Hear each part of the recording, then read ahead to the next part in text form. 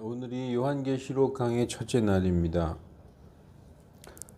다 함께 모여서 얼굴을 마주 보면서 공부하면 참 좋았을 텐데 다시 코로나가 이렇게 확산돼 나가는 추세에 있는 것 같아요. 아무래도 조심을 하고 정말 이럴 때 철저하게 조심하고 사람 모이는 곳에는 잘 가지 않도록 해야 되겠습니다. 전에 교회에서 요한계시록을 강의한 적이 한 두세 번 있습니다. 한 10년 전부터. 그런데 요한계시록을 강의할 때 사람들하고 부딪히는 게 많았었어요. 왜 자꾸 목사님은 요한계시록을 강의를 하려고 그럽니까? 그 이단 소리 듣게. 그리고 왜 어려운 걸 자꾸 하려고 그럽니까? 그리고 무슨 요한계시록에 그렇게 저거 한 것처럼 자꾸 왜 그걸 가르치려고 그러냐, 그런 이제 우리 형제 자매들도 있었습니다. 그런데 이제 그거는 항상 이 진리 안에서 쉬운 것만 하고 싶어서 그래요. 그냥 예수 믿고 구원받고 영혼이 잘 되고 복 받고 이런 얘기만 해달라는 거죠. 그런데 지금 우리는 정말 예수님이 오시기 직전 시대에 살고 있다고 해도 과언이 아닙니다. 왜냐하면 세상을 보면 알 수 있어요. 한 손에는 성경을, 한 손에는 신문을, 칼 바르트가 그렇게 얘기했다고 그러죠. 세상이 어떻게 돌아가는 것이 이 성경을 보면서 성경대로 돌아가고 있는 것인가. 우린 그걸 보면 주님이 오실 때가 가까이 왔구나.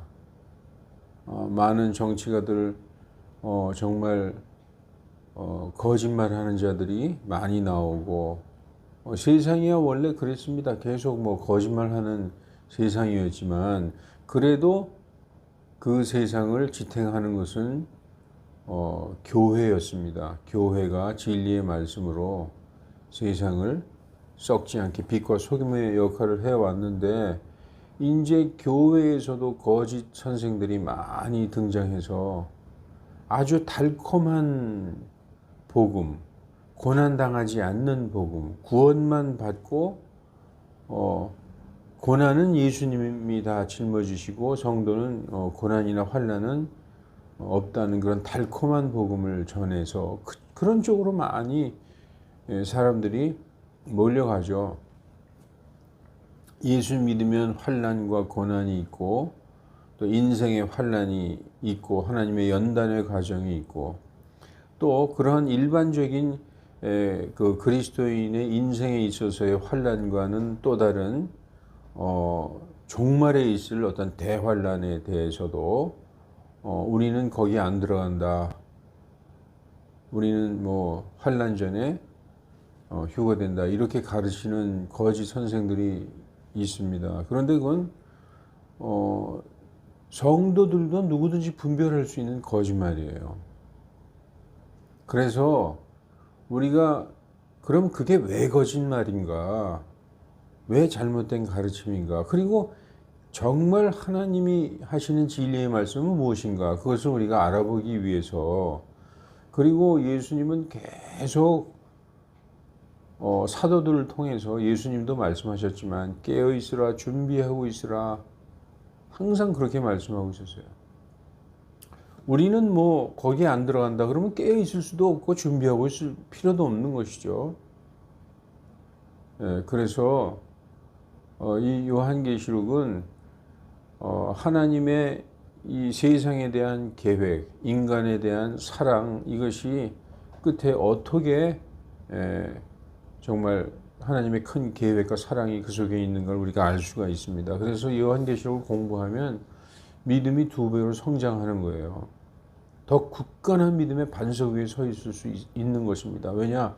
하나님의 계획과 성도와 교회의 앞날에 대해서 잘 알게 되기 때문에 성도들의 믿음이 자라는 것이죠. 자, 그래서 오늘부터 요한계시록 강의를 시작합니다. 너무 자세하게는 하지 않겠어요. 왜냐하면 그러다 보면 너무 지루해서 흥미를 잃어버릴 수가 있으니까. 자, 시작하기 전에 잠깐 기도하겠습니다.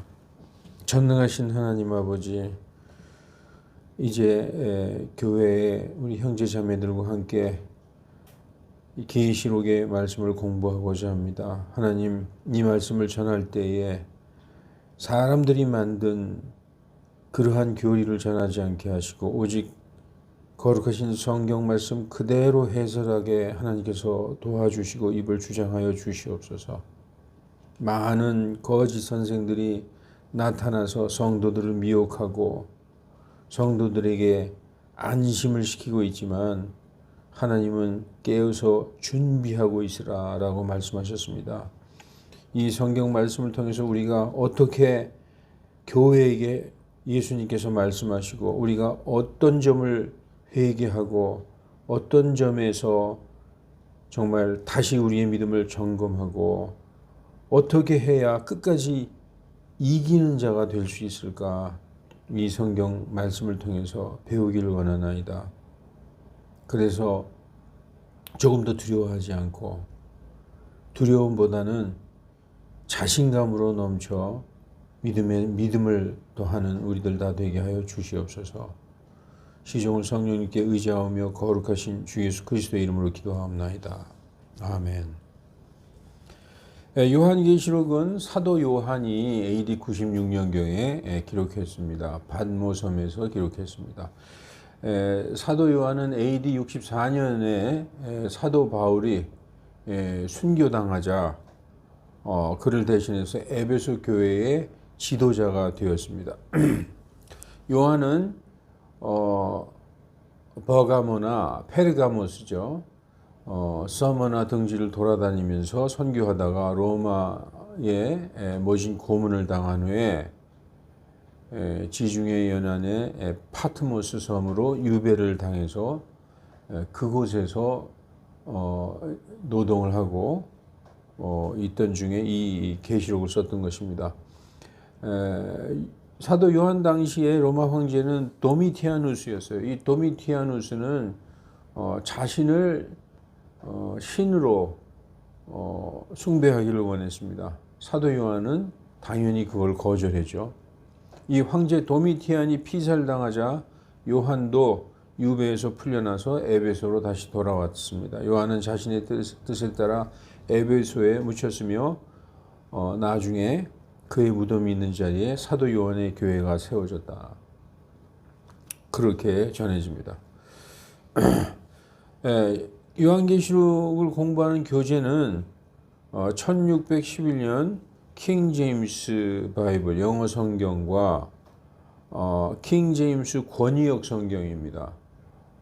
요즘에 권위역 성경이라고 번역되어 나온 것이 있는데 그거 아니고 안티오크에서 번역한 권위역 성경을 영어 성경과 안티오크의 권위역 성경을 교재로 삼고 참고 성경으로는 이제 흠정역 성경과 성경전서 개역 한글판 성경을 보도록 하겠습니다.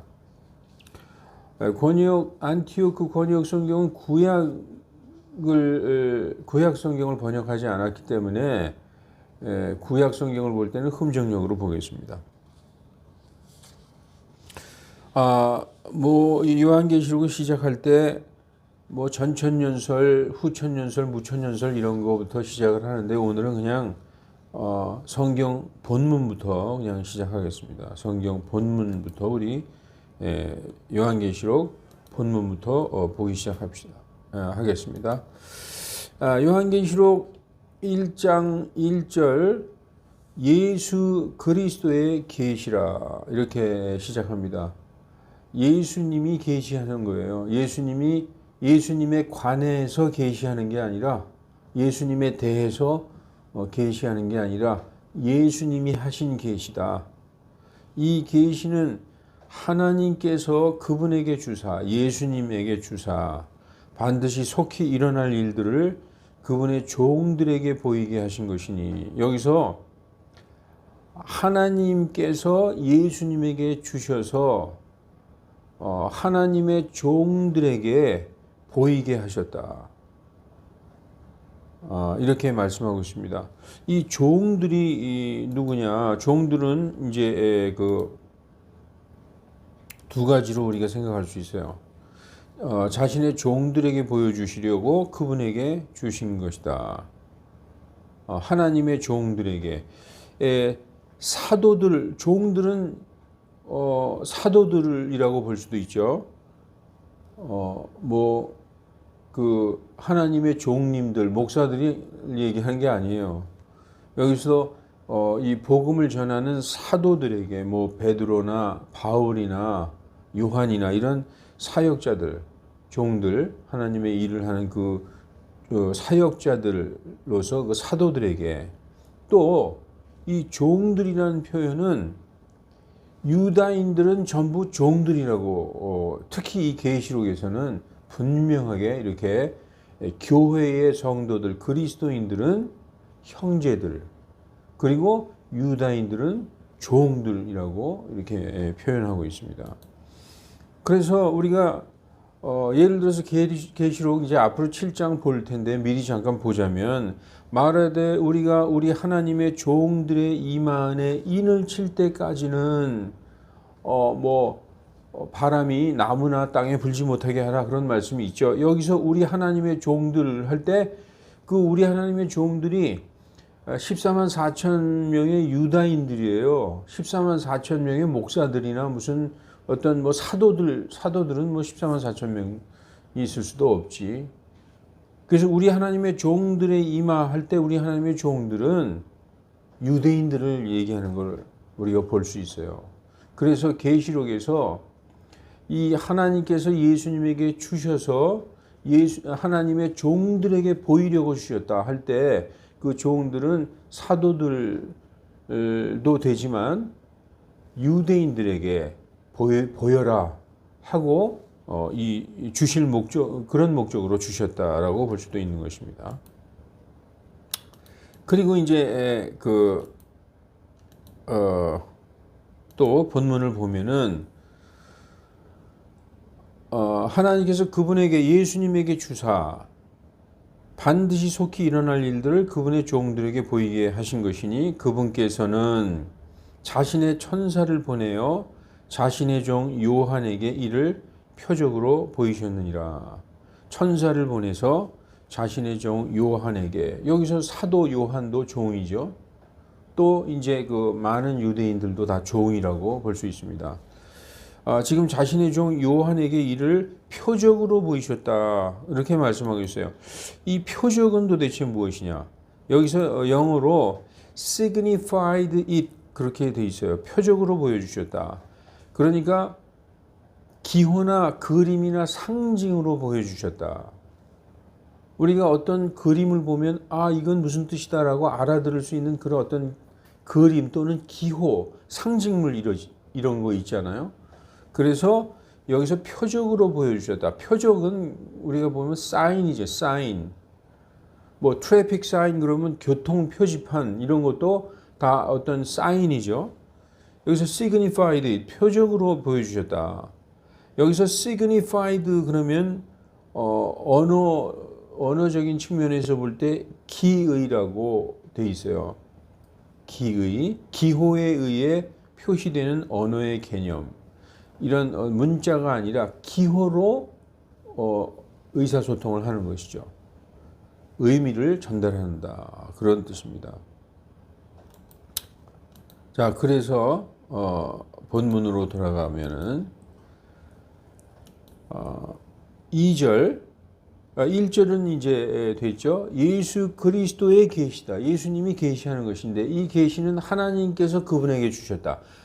그러니까 제일 처음에 누구에게서 나왔어요? 하나님에게서 나온 거죠. 하나님이 예수님에게 주셔서 예수님이 자신의 종들에게 보이게, 그러니까 하나님께서 자신의 종들에게 보이게 하시려고 예수님께 주셨다. 예수님은 자신의 천사를 보내서 자신의 종 요한에게 이를 표적으로 보이셨다. 그렇게 이제 설명하고 있습니다. 요한은 하나님의 말씀과 예수 그리스도의 증거와 자기가 본 모든 것을 증언하였느니라. 요한은 유대인이죠. 1차적으로 유대인이에요. 그러나 그는 유대인이라는 것보다 더 중요한 게 있어요. 전에는 유대인이었지만 예수님 믿고 구원받은 후에는 육신의 유대인이 아니라 마음의 내면의 유대인이 진정한 유대인이라고 그랬어요. 요한은 더 이상 유대인이라기보다도 이젠 그리스도인이라고 부르는 게 마땅한 것이죠. 그리스도인의 아이덴티티는 뭔가 우리 한번 보십시다. 요한은 하나님의 말씀과 예수 그리스도의 증거와 자기가 본 모든 것을 증언하였다. 신약 성도, 그리스도인, 사도 요한은 유대인이지만 예수님 믿고 그리스도인이 된 신약 성도로서 그리스도인이 된 거죠. 그 그리스도인들의 정체성은 뭐냐? 하나님의 말씀과 예수 그리스도의 증거. 만약에 그냥 유대인으로서 하나님의 말씀밖에 모르고 예수 그리스도는 상관없다. 난 모른다. 그럼 그냥 유대인으로 남아있는 거죠. 율법 아래에 있는 유대인. 그러나 지금 이 요한에 대해서 하나님의 말씀과 예수 그리스도의 증거와 자기가 본 모든 것을 증언하였다라고 말씀하고 있습니다. 우리들도 여러분과 저도 우리의 정체성은 뭐냐? 하나님의 말씀과 예수 그리스도의 증거를 가진 자들이다. 이게 신약 성도들의 정체성입니다. 본문으로 들어가서 그런데 여러분 지금 우리가 이거 성경을 사용하는 이 안티오크 권위역 성경이 이건 뭐 어파스트로피냐 무슨 기호가 점 같은 게 옆에 이렇게 붙어 있죠. 이 성경을 사용하면서 이것에 대한 것을 좀 설명을 드리겠습니다. 여기서 보면 이 어파스트로피처럼 생긴 그 점은 뭐냐 하면은 킹 제임스 성경을 가장 있는 그대로 번역하기 위해서 이 점을 붙여놓은 거예요. 여기 보면은 모든 이 명사나 대명사가 대문자로 시작하는 그 명사나 대명사 거기에 점을 붙여놨어요. 왜냐하면 원래는 이 영어 성경을 보십시오. 여기에서 이제 자신의 종 His servant John이라고 되어 있죠. 자신의 종 요한 여기 점이 있잖아요. 이건 뭐냐면 이 요한의 J가 대문자로 되어 있는 경우에 여기 요한. 그러니까 킹 제임스 성경 영어 성경에 요한의 J가 대문자로 되어 있다라는 걸 여기서 알려주는 것입니다. 그래서 요한은 여기 보면 여기 the word of God 하나님의 말씀과 할 때 여기서 하나님 God이 이 G가 대문자로 돼 있죠. 그러니까 여기도 하나님 할 때 여기에 이렇게 점을 붙인 거예요. 그리고 하나님의 말씀과 예수 그리스도의 증거할 때 the testimony of Jesus Christ 여기서 Jesus 예수 여기에 점 그리고 그리스도 크라이스트의 대문자 이렇게 붙인 것입니다. 물론 문장의 첫 단어는 무조건 대문자로 시작하지 그럴 경우에는 명사나 대명사가 아닌 경우에는 점이 안 붙는 것도 있어요. 그러니까 이런 거 보죠. Blessed is he that read this 이렇게 돼 있죠. 여기서 보면은 복이 있을지어다 할 때 이 복의 여기에는 점이 없잖아요. 이거는 명사나 대명사가 아니라 문장의 첫 글자이기 때문에 이런 건 없습니다. 그러니까 명사나 대명사, 고유명사 같은 그리고 이제 성령님 같은 경우는 또 다르게 약간 이렇게 표시를 했어요. 이게 왜 그러느냐? 영어 성경 1611년 킹제임스 성경 원어 성경 아주 가까이 그것을 성실하게 번역하고 표현하려고 그렇게 붙인 것입니다. 여기서 예수 그리스도 이렇게 만약에 점이 붙어 있으면 여기서 예수님의 이 J가 대문자고 크라이스트의 C가 대문자이기 때문에 이렇게 붙였구나 이렇게 알아두시면 됩니다.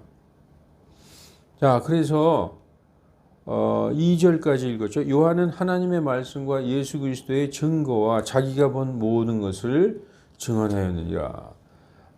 이 대언의 말씀을 읽는 자와 듣고 그 가운데 기록된 것을 지키는 자들은 복이 있나니. 이 요한계시록을 읽기만 해도 듣기만 해도 지키면 더욱더 복이 있죠.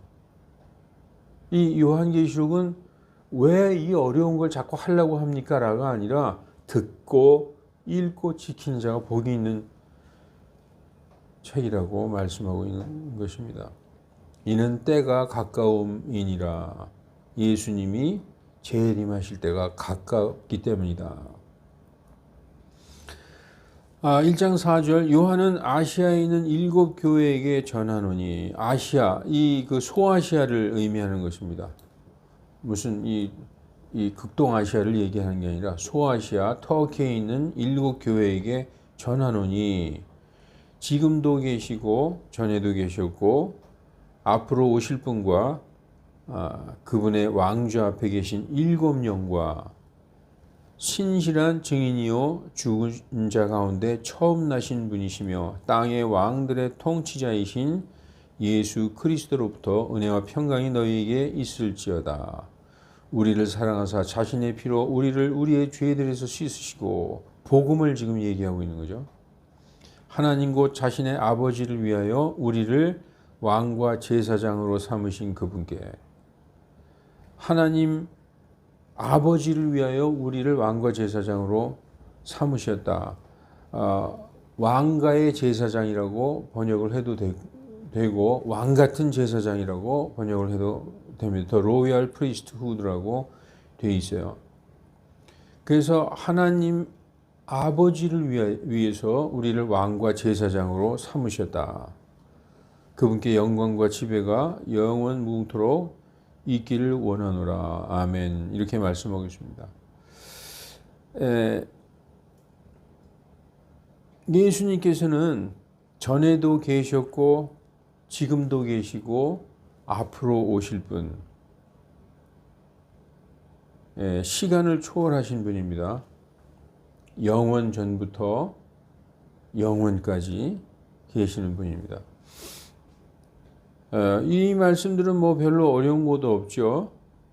여기서 보면 신실한 1장 5절에 신실한 증인이시오 죽은 자들 가운데서 처음 나신 분이시다. 부활의 첫 열매라는 거죠. 부활의 첫 열매. 그리고 앞으로 오셔서 모든 왕국을 다스릴 땅의 왕들의 통치자, 왕들의 왕, King of Kings, Lord of Lords, 주들의 주이신 예수 그리스도로부터 은혜와 평강이 너희에게 있을지어다라고 아시아에 있는 7교회에게 인사하고 있습니다. 그러니까 이 계시록은 첫째 종들에게 그리고 아시아에 있는 7교회 근데 아시아의 7교회에게만 전하는 건가? 그때 당시 요한 당시에 소아시아에 있는 7교회에게만 전하는 것인가? 여기서 7교회라는 것은 전 시대에 걸쳐 모든 교회를 대표하는 것입니다. 모든 교회가 어떤 교회든지 지역과 시대를 망라해서 이 7교회의 유형 중에 하나에 속하게 되어 있어요. 그래서 여기서 7교회라는 7이라는 수는 완전수로서 전체 모든 교회를 얘기하는 것입니다. 만약에 사도 요한이 예수님께 받은 이 계시를 소아시아 터키에 있는 7교회에만 전한다면은 지금 그 이후에 있던 교회는 상관없을까요? 지금 왜 일곱 교회가 모든 교회를 다 대표하느냐? 거기에 보면 고린도 교회도 있었고 데살로니가 교회도 있었고 빌립보 교회도 있고 많은 교회가 있는데 모든 교회들은 그 이후의 세대 그리고 어떤 지역에 있든지 간에 이 일곱 개의 교회의 유형에 다 포함되기 때문에 이것은 모든 시대 모든 교회에게 주시는 말씀이다. 모든 시대 모든 교회에게 예수님께서 보내시는 편지다. 사도 요한을 통해서 그런 말씀입니다. 자, 그래서 이제 계시록 1장 7절을 보십시다. 보라, 그분께서 구름들과 함께 오시나니. 여기서 구름들이 나오죠. 구름. 이 예수님이 오실 때, 예수님이 승천하실 때, 예수님이 다시 오실 때 반드시 이 함께 사용되는 단어는 이 클라우드입니다. 클라우드, 이 구름이에요. 그분께서 구름들과 함께 오신다는 것은 공중에서 하늘로부터 오신다는 거죠. 공중으로 올라가신 그 모습 그대로 똑같이 하늘로부터 오신다. 예, 그 말씀을 구름에 관해서 한번 우리가 볼까요?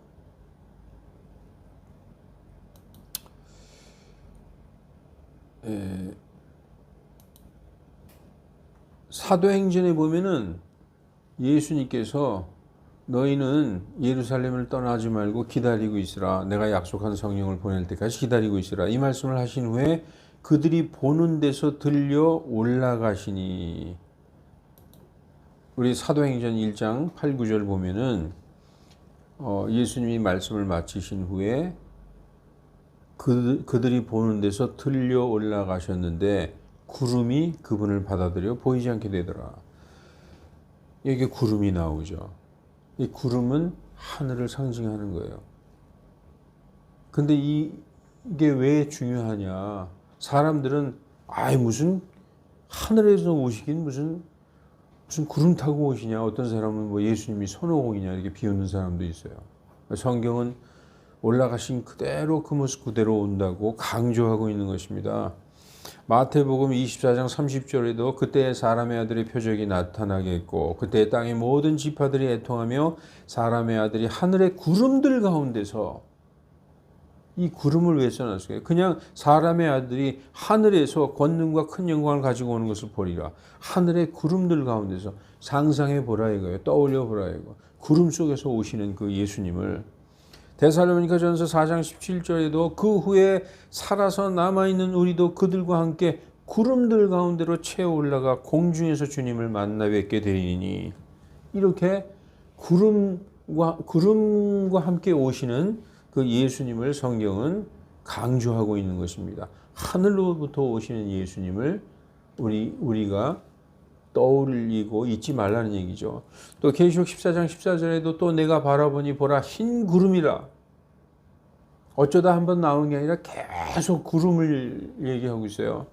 흰 구름이라 그 위에 사람의 아들 같으신 이가 앉으셨는데 그 위에는 금 왕관이 있고 그 손에는 날카로운 낫을 가지셨더라. 구름 위에 진짜 앉아 계시는 예수님. 또 계시록 14장 15절 이제 16절 보십시다. 구름 위에 앉으신 분께서 낫을 땅 위에 휘두르심에 땅이 거두어지니라. 수학 심판을 하시는 장면이 나오죠.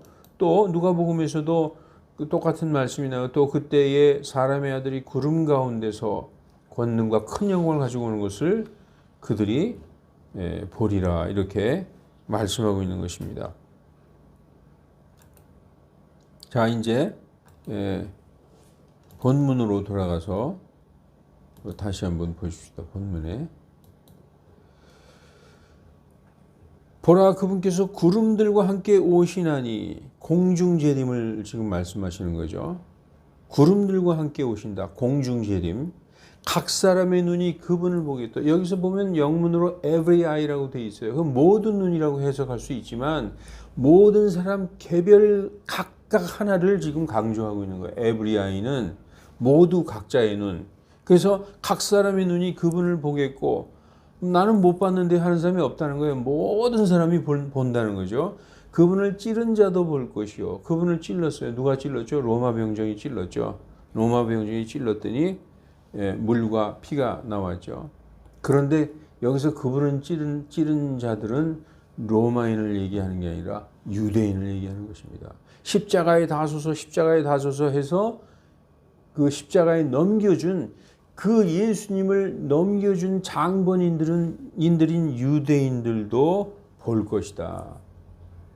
땅의 모든 족속이 그분으로 인하여 통곡하리니 과연 그리하리로다. 왜 통곡할 거예요? 예수님이 오시면은 더 이상 구원의 기회는 없어요. 뭐 나중에 열심히 해가지고 뭐 이삭 죽기 이건 좀 웃기는 얘기죠. 그건 사람들이 다 만들어낸 겁니다. 왜 땅에 있는 모든 족속들이 통곡을 할까? 아, 이게 정말이었구나. 그렇게 예수님 얘기하는 거를 나는 정말 쓸데없는 소리로 들었는데 정말이었구나. 공중에서 정말로 재림하시는 그 예수님을 그들이 눈으로 볼 때 그들은 완전히 털썩 주저앉을 것입니다. 얼굴이 새까맣게 될 거예요. 아, 나는 이제 지옥 가는구나. 이제 끝났구나. 통곡을 한다는 거예요. 아멘. 이렇게 7절이 말씀하고 있습니다. 지금도 계시고 전에도 계셨으며 앞으로 오실 주님 곧 전능자께서 말씀하시되 주님 전능자 올마이티 여기 보면은 전능자 하나님 The Almighty라고 나오죠. 이 신약 시대의 전능자 하나님이 누구실까? 알파와 오메가이신 시작과 끝마침이신 예수 그리스도다 라고 요한계시록에서는 예수님에 대해서 전능자 하나님이라고 말씀하고 있는 것입니다. 알파와 오메가, 알파가 시작이고 오메가가 끝이잖아요. A에서부터 Z까지 A가 시작이고 Z가 끝인 것처럼 알파에서 시작해서 오메가의 끝이다. 시작과 끝마침이다. 그죠? 그럼 뭐의 시작일까요? 창조의 시작. 그리고 시간의 시작. 예수님이 빛이 있으라 할 때 예수님이 아들께서 이 세상에 빛으로 딱 들어오신 그 순간부터 시간이 시작된 겁니다.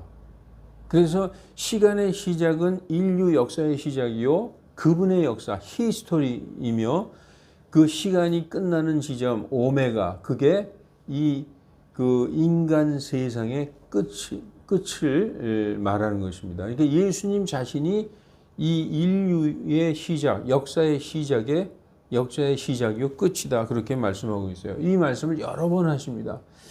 1장 8절에 나와 있지만 1장 11절에도 우리가 한번 봅시다. 1장 11절에도 나는 알파와 오메가요 처음과 마지막이라 이렇게 말씀하시고 또 17절에도 보면은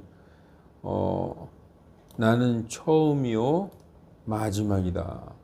시작과 끝이다. 알파와 오메가다. 처음이자 마지막이다. 이렇게 말씀하시고 2장에도 2장 8절에 보면은 이런 말씀을 계속하고 있어요.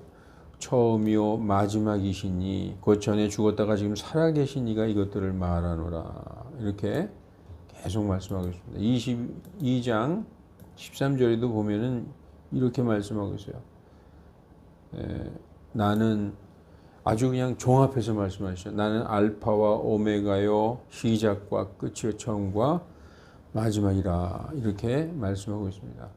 다시 1장 8절로 돌아가서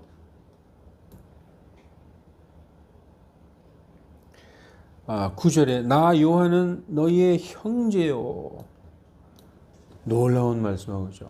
나 요한은 너희의 형제요. 지금 이게 누구에게 편지를 쓰고 있는 겁니까? 아시아의 7교회. 아시아의 7교회의 성도들에게 교회에게 나 요한은 너희의 형제다 라고 말씀하고 있어요.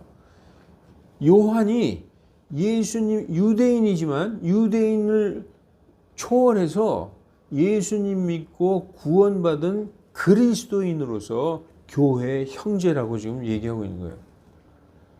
어떤 지금 다른 유대인에게 형제여 하고 있는 게 아니에요. 유대인들끼리는 동료종이에요. 동료종. 그리스도인들끼리는 형제. 그것을 계시록에서는 아주 명확하게 구분하고 있습니다. 나 요한은 너희의 형제요. 그리스도인으로서의 형제죠. 환난에 함께 참여한 자요. companion이라고 되어 있어요. companion in tribulation. 여러분, companion은 우리가 중학교 때 동반자 배우죠. 영어 단어. 동반자다. 환난에 함께 한 동반자다. 나도 환난에 참여했고 너희도 환난에 참여했다. 여기에서 보면 요한 당시에 AD 65년 98년 그 시대에 로마에서 그리스도인들은 엄청난 핍박과 환난을 당했죠. 그래서 지금 이 요한이 말하는 환난의 동반자라는 것은 그때 당시에 있었던 그리스도인에 대한 환난과 핍박을 말하는 것입니다. 그래서 아시아에 있는 7교회도 말씀으로 인하여 예수님을 믿는 것으로 인하여 많은 핍박을 당했습니다. 그러면 우리가 그게 전부냐? 그러면 이 요한계시록은 그때 당시의 사람의 그때 당시의 교인 그리스도인들에게만 해당되는 것이고 우리에게 해당이 전혀 없겠네요. 그게 아니라 지금 사도 요한이 말하는 나는 너희와 함께 환난의 동반자라는 것은 그때에 있던 환난뿐 아니라 앞으로 있을 특정한 시기에 있을 그 대환난에서도 교회의 성도들과 함께 참여하는 그 동반자를 지금 얘기하고 있는 것입니다. 그 요한 당시의 환난과 핍박은 앞으로 있을 대환난의 예표와 모형임을 우리에게 보여주는 것입니다. 그래서 성도들, 교회 그리스도인들은 환난에 들어간다는 거예요. 그런데 그 환난에 나도 동참해서 들어간다는 것이죠. 왜냐하면 사도 요한은 예수님께서 그 대환난을 미리 다 보여주셨어요. 그걸 다 눈으로 보고 거기에 참여한 자입니다. 그리고 뭐라고 얘기하냐? 예수 그리스도의 왕국과 인내에 함께 참여한 자로서 인내에 함께 참여했다고 그러잖아요. 예수 그리스도의 왕국을 위하여 인내로 참여했다. 인내는 뭐를 만드냐? 이긴 자를 만드는 것입니다. 오버커머를 만드는 거예요. 극복하는 자를 만드는 것이죠. 하나님의 말씀으로 인하여 여기 나오죠. 요한은 그리스도인으로서 정체성이 뚜렷해요. 하나님의 말씀으로 인하여 또한 예수 그리스도를 증거함으로 인하여 다시 말해서 그리스도인이라는 이유로 말미암아 파트모스라 하는 섬에 있었느니라. 유배돼서 거기에서 죄수로 있었던 것이죠. 이제 10절이 중요합니다. 내가 주님의 날에 영 안에 있었는데 여기에서 보면 우리가 일반적으로 성령 안에 있었는데요. 여기 영어 성경을 보면은 10절에 I was in the spirit on the Lord's day 이렇게 되어 있어요. I was in the spirit. 내가 성령 안에 있었다. 여기에 스피릿이 대문자죠. S가 이것은 성령 하나님의 영을 의미하는 것입니다. 성령님을 의미하는 거예요. 내가 성령님 안에 있었다. 언제? On the Lord's day. 주의 날에. 여기서 그래서 이 영 옆에 이런 표시를 했어요. 이게 하나님의 영이라는 표시를 한 것이죠. 원래 성령님의 본명은 The Holy Ghost예요. Holy Ghost. 그런데 이제 하나님의 영 할 때 이렇게 영 옆에 이 표시를 해놨습니다. 내가 주님의 날에 하나님의 영, 성령 안에 있었는데 내 뒤에서 나팔소리 같은 큰 음성을 들으니 여기서 성령 안에 있었는데 이 말씀이 무엇일까요? 내가 주님의 날, 주님의 날은 도대체 무엇일까? 어떤 사람들은 일요일이라고 해석하는 사람들도 있어요. 여기서 보면 I was in the spirit. I was in the spirit on the Lord's day 이렇게 돼 있어요. 나는 주의 날에 성령 안에 있었다. 여기서 주의 날은 어떤 사람들은 일요일이라고 얘기하고 있는데 주일, 일요일, 주일. 그렇게 볼 수도 있겠죠. 그런데 그런 뜻이 아니라 주의 날은 이 요한계시록을 주신 그 날부터 그 끝에 그 모든 심판의 끝에까지 전체적인 날이 바로 주의 날입니다. 그 주의 날 자기가 성령 안에 있었다는 것입니다. 일요일 갑자기 뜬금없이 웬 일요일을 얘기하는 거예요. 지금 예수님이 이 계시를 주는 것은 마지막 때에 대해서 사도 요한에게 보여주고 이것을 종들에게 그리고 모든 교회에게 이것을 전하라. 그래서 지금 사도 요한은 그 주의 날, 주님이 계시하신 모든 것을 보는 그 주의 날에 있었다는 것이죠.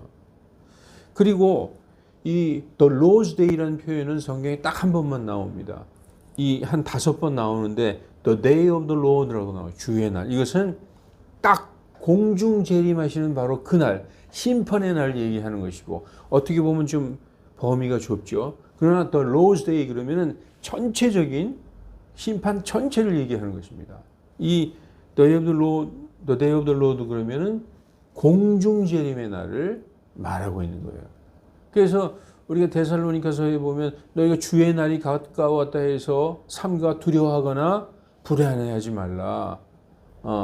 이는 미리 떨어져 나가는 일이 일어나고 그 뒤에 저 죄의 사람 멸망의 아들이 드러나지 아니하면 그날이 이르지 않는다. 이렇게 얘기할 때 이 주의 날, 그리스도의 날을 얘기한 것입니다. 주의 날은 바로 공중재림하시는 그리스도의 날입니다. 자, 그래서 이제 다시 본문으로 가면은 내가 주님의 날에 성령 안에 있었다. 주님의 날에 성령 안에 있었다는 것은 성령님이 나를 글로 데리고 갔다는 것입니다. 강제적으로 성령님이 나를 휙 끌어서 글로 데려갔다는 것이죠. 여기서 보면은 내가 주님의 날에 성령 안에 있었다. 이건 뭐냐면 대문자 S로서 하나님의 영, 성령 안에 있었다는 의미이고 성령님께서 나의 몸 전체, 영혼, 육 전체를 순간 이동시켜서 누구에게로? 예수님에게로 데려갔어요. 그러니까 갑자기 하늘에 계신 예수님을 지금 보게 된 겁니다. 그래서 영혼, 육 전 인격적인 순간 이동을 했다는 것입니다. 자, 본문을 보십시다. 내가 주님의 날에 성령 안에 있었는데 내 뒤에서 나팔 소리 같은 큰 음성이 들렸다. 이 예수님 하나님의 음성은 나팔 소리, 또 많은 물소리, 천둥 소리 이렇게 성경에서 표현되어 있어요. 여기서 보면 나팔 소리 같은 큰 음성을 들으니 말씀하시되 나는 알파와 오메가요. 갑자기 성령님이 예수님에게로 그냥 확 데리고 간 거예요. 예수님의 음성이 큰 나팔 소리 같은 음성으로 들린 거죠. 말씀하시되 나는 내 뒤에서 들렸다는 것이죠. 말씀하시되 나는 알파와 오메가요 처음과 마지막이라. 네가 보는 것을 책에 기록하여 네가 보는 것을. 지금 예수님이 보여주는 이 모든 것, 지금 예수님 계신 곳에 순간 이동돼서 예수님을 뵙는 이 모든 것을 기록하여 아시아에 있는 7교회 곧 에베소, 스미르나, 페르가모스, 디아티라, 사르디스, 필라델피아, 라우디케아에게 보내라.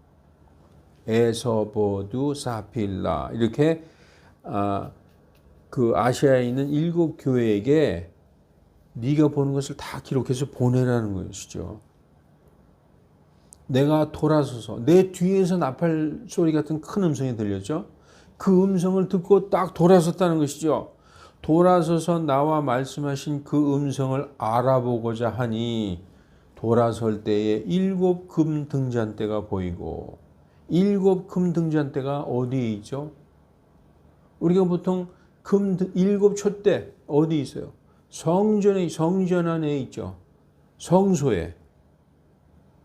지금 하늘에 있는 성소에 지금 요한은 순간 이동된 거예요. 성령님에 의해서. 그래서 7 금 등잔대가 보이고 7 등잔대 한가운데에 사람의 아들 같으신 이가 발까지 내려온 의복을 입고 가슴에 금띠를 두르고 계시는데, 사람의 아들 인자 같으신 이가 누구죠? 예수님이죠. 근데 예수님이라고 안 그러고 예수님 같은 분이 좀 옛날에 보던 그 스승과는 다른 모습이에요. 근데 그분이 틀림없는 것 같아. 근데 발까지 내려온 의복을 입었다. 가슴에 금띠를 두르고 계신다. 제사장, 대제사장의 의복을 입고 계신 것을 볼 수가 있었습니다.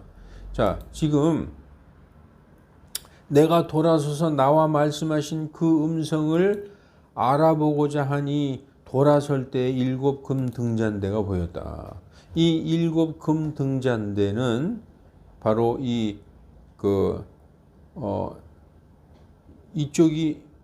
이쪽으로 출구죠. 원래는 이 동쪽에 출구인데, 일로 들어가면은 여기 번제단이 있고 물두봉이 있고, 들어가면은 오른쪽에 차린 빵이 있고 왼쪽에 7 금 등잔대 위에서 본 거죠. 점으로 이렇게 되어 있어요. 그리고 여기 분향단이 있고 여기가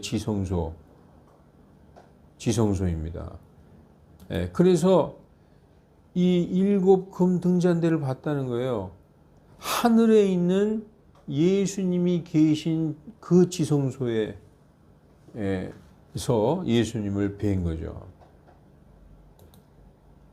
그래서 지금 보니까 발까지 내려온 옷을 입고 가슴에 금띠를 둘렀다. 예수님, 사람의 아들 같으신 분, 예수님은 하늘에서 지금 대제사장으로서 직무를 수행하고 계심을 알 수 있다. 우리가 히브리서 3장 그리고 4장 14, 15절 읽어보면은 하늘에 계신 대제사장 예수님에 대해서 기록되어 있습니다. 출애굽기 28장에 보면 대제사장의 예복 나와 있어요. 한번 찾아서 읽어보시기 바랍니다. 예수님이 지금 하늘에서는 대제사장으로 계시죠. 땅에 계실 때 대언자로 계셨어요. 나사렛의 대언자 예수. 그리고 재림하실 때는 왕으로 오시는 것입니다. 예수님은 3권을 가지셨다고 그랬죠. 대언자, 제사장, 그리고 왕. 하늘의 성소, 참성막에서 그 대제사장으로서 섬기고 계시는 예수님 앞에 사도 요한은 옮겨진 것입니다. 그래서 그분을 보니까 그분의 14절에 머리와 머리카락은 양털같이 희고 눈과 같이 희며 그분의 두 눈은 불꽃 같고, 얼마나 무서워요. 상상을 한번 해보세요. 양털같이 흰 머리카락, 그분의 두 눈이 불꽃 같고, 그분의 두 발은 마치 용광로에서 달구어 정죄된 놋 같고, 하나님의 그 발의 그 모습도 이렇게 성경에서는 표현해 놨는데, 예수님도 동일한 그런 모습을 보이는 거죠. 그분의 음성은 많은 물소리 같고, 그분의 오른손에 7 별이 있고, 그분의 입에서 양날선 날카로운 검이 나오며, 입에서 양날선 날카로운 검이 뭡니까? 하나님의 말씀은 양날선 검보다 더 날카로워서 관절과 골수와 영과 혼을 찔러 쪼개기까지 한다. 말씀이죠. 오른손에 7별이 있다. 이 7별에 대해서는 이 밑에 설명이 나옵니다. 그분의 용모는 마치 해가 힘차게 빛나는 것 같더라. 계시록 1장 17절, 내가 그분을 보고서 죽은 자 같이 그분의 발 아래 엎드리니. 여기서 사도 요한은 영혼, 육, 몸까지 예수님 앞에 왔다는 것이 증명되는 것입니다. 왜냐하면 예수님이나 하나님이나 아니면 심지어 가브리엘 천사 같은 거룩한 분들 앞에 육신을 입은 사람은 가면은 죽어버리든지 죽은 자처럼 돼버리는 것입니다.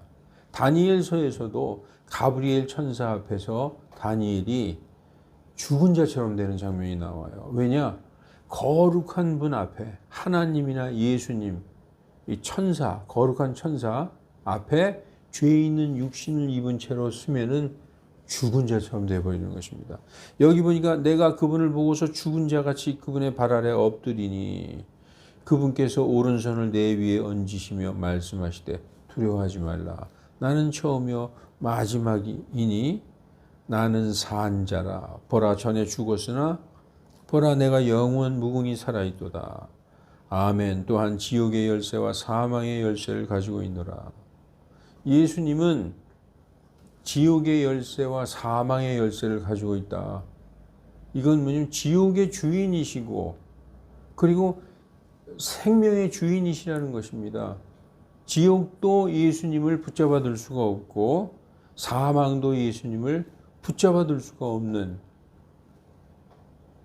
모든 것의 주인이신 분, 심판자를 말씀하고 있는 것이죠. 네가 본 것과 지금 있는 일과 이후로 있을 일을 기록하라. 지금 사도 요한은 주의 날, the Lord's Day, 이 심판이 시작되는 심판의 계획에서부터 시작에서부터 끝까지 그 모든 처음부터 끝까지를 the Lord's Day, 주의 날이라고 하는데 그 주의 날 성령 안에서 채워 올려가서 예수님 앞에 서서 예수님의 말씀을 듣는 것입니다.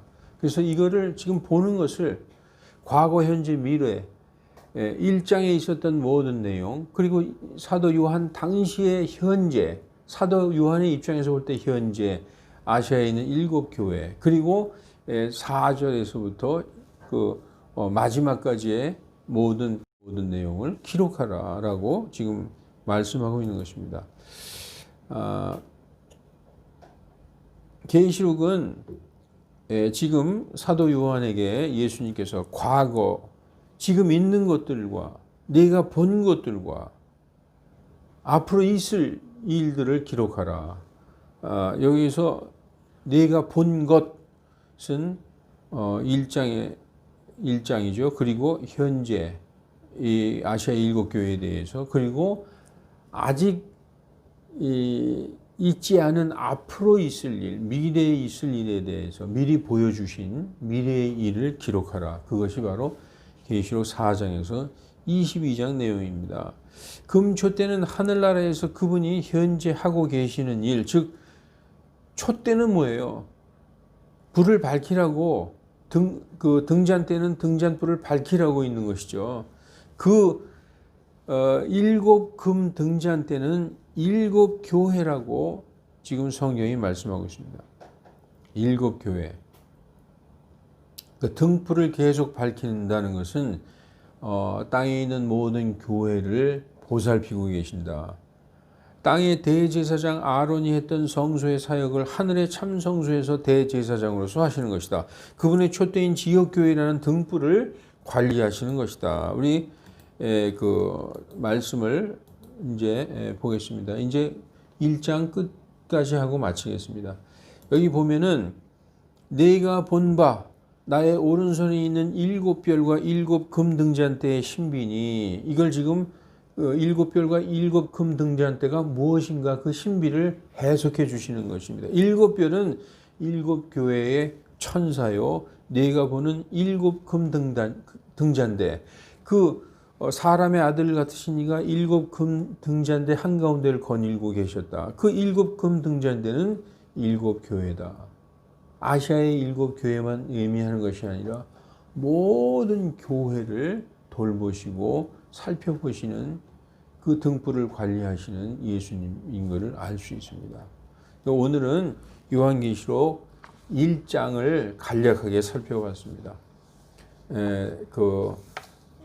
부대 설명 같은 거 이런 거는 이제 앞으로 이어지는 강의에서 계속해 나가겠습니다. 오늘 여기까지 하고 마치겠습니다. 잠깐 기도하십시다.